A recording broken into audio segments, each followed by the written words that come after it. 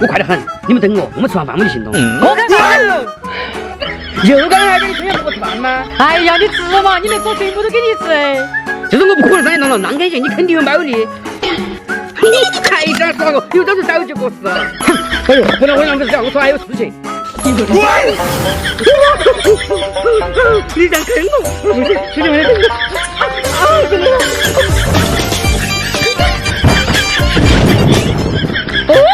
这下我好好教训你。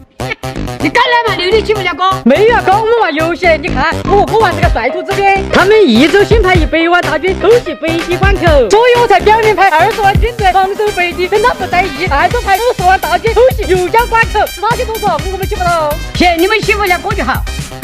公完的时候就先走了。